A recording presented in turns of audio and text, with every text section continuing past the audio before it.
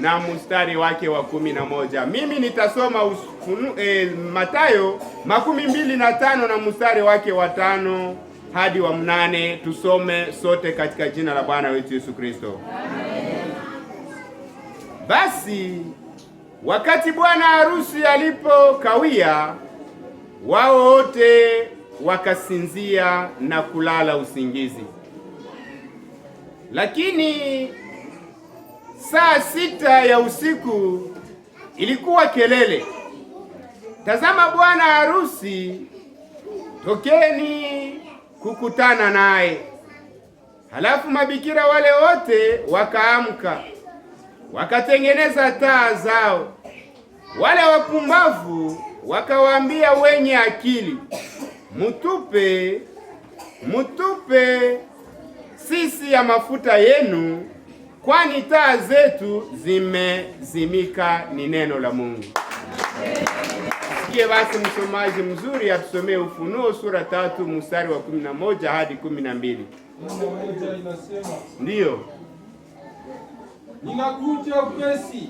Tazama, ninakuja upesi. Shika sana kile unachokuwa nacho.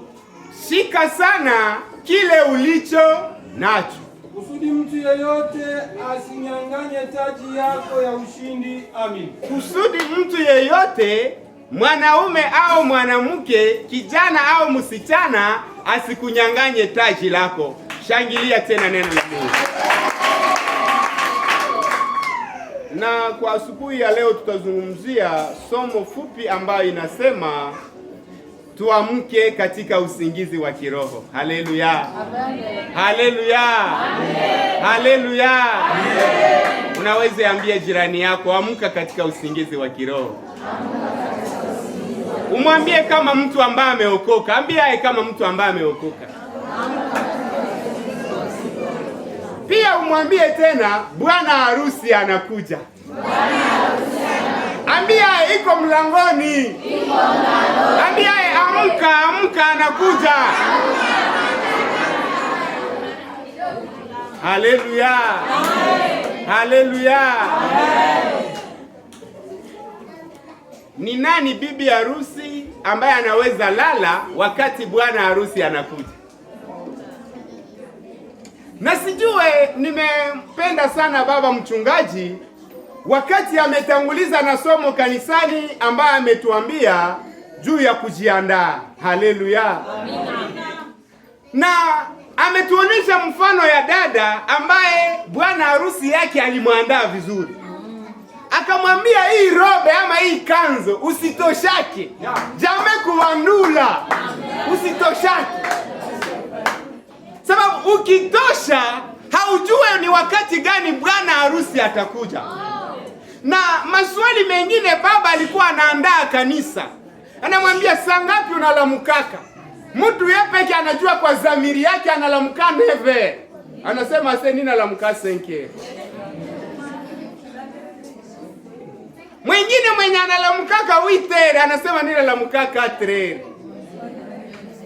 Sasa tujiulize, kama bwana harusi anaweza kuja ile wakati ya usiku wa manane na wewe unalala katika usingizi wa kiroho, utakuwa wapi Mkristo mwenzangu? Haleluya. Haleluya.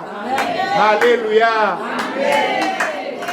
Mfano ambayo tumesoma hapa katika Biblia ni mfano ambayo inaonesha habari za wanawali 10 ama mabikira 10.